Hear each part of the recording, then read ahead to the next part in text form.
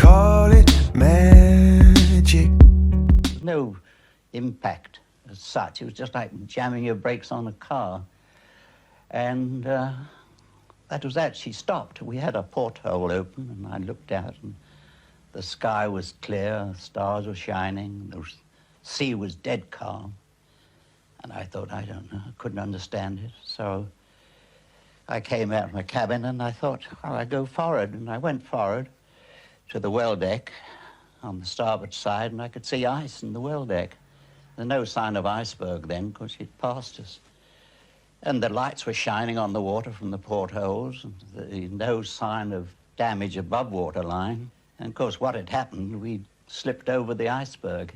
And although she was supposed to be unsinkable with a double bottom, the iceberg had cut her from forward on the starboard side to the engine room, right through her two bottoms. And we had orders to get the lifeboats out. And of course the order, the same old order, women and children. And we swung the lifeboats out and gradually filled them up. First boats were away on the port side. The first boats away didn't have many passengers on board. They were afraid to go down. There was a 70-foot drop to the water, and they didn't think she was going to sink. And a few of the first boats on the port side got away with half filled. Don't forget, we had 16 lifeboats, and they each carried 50. And if they'd been filled, we could have saved 800, whereas we only saved 500. So you can imagine there were many seats in the first lifeboats vacant. Then I had orders to go down the storeroom with a gang of men and get all the biscuits we could find. Well, when we got back up onto the boat deck, we couldn't get near the lifeboats. Some people were scrambling to get in and being pushed back. By that time, she was listing very badly to port, and we couldn't get the starboard boats down. But before I got my lifebelt on, I met a young couple, and I can tell you her name. It was Mrs. Clark. They'd spent their honeymoon in France, and we'd picked them up at Cherbourg. And she was having trouble with her lifebelt. So I fixed that on to her, and I said, I think you'd better get into a lifeboat. And there was one in the port, on the port side. So she said, no, I don't want to go there. I don't want to leave my husband. So I said, well, it's just precautionary measure. You get in, your husband will follow later on. And I got her away, and that was that. And then I picked up my own lifebelt and put it on. Then the third-class passengers were coming up. There were 700 of them. And they swarmed the decks and filled up the decks. And I thought, well, I'd done all I possibly could. I'd helped them all I could. And I thought, well, now I'll go up and get out of all this scrumming and go on the poop deck. And she was sinking fast then. And all of a sudden, she lifted up quickly, and you could hear everything crashing through her. Everything that was movable was going through her. And then she went down and seemed to come up again. So I thought, well, now I'm going to leave. And I was hanging on to a board. We had two boards, starboard and port, which said, keep clear of propeller blades.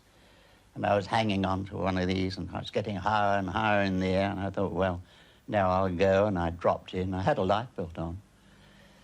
And I hit the water with a terrific crack. And luckily, I didn't hit anything when I dropped in. There were bodies all over the place.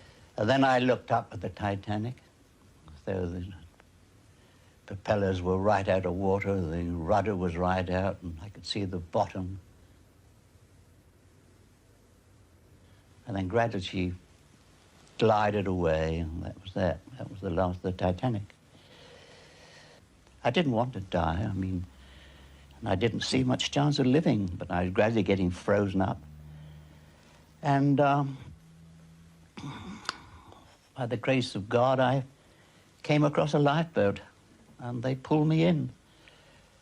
And there was a fireman dead in the bottom. There was about a foot of water in this boat. There was another man who was trying to, he seemed to be trying to get away from it again. I don't know what was the matter with him. They were tying him down. And the rest were women and children. And I sat on a seat, and I sat next to Mrs. Clark, the girl I'd put into a lifeboat. And she said, the first thing she said, have you seen my husband?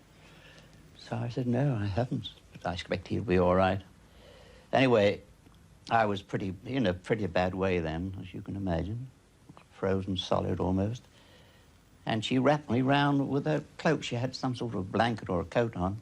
Anyway, I think she probably saved my life, I don't know. But I saved hers. At least I think I might have done. I think I did. And she saved mine. Then, first light, the Carpathia came along. Carpathia was about 7,000 tons, and they were going to the Mediterranean, absolutely loaded. And they took us all on board, took us to New York. And that was that. I believe you've even got a watch that you were wearing at the time when you went into the water. Yes, yes, but I couldn't afford anything better in those early days. Here it is. That says 2:20. What time was it when you went into the water, do you think? I think about 2 o'clock. I think it lasted. It was frozen up like I was. I think it lasted for about 20 minutes in the water. Does talking about this incident bother you like you have been today? Talking about it? I should probably dream about it tonight.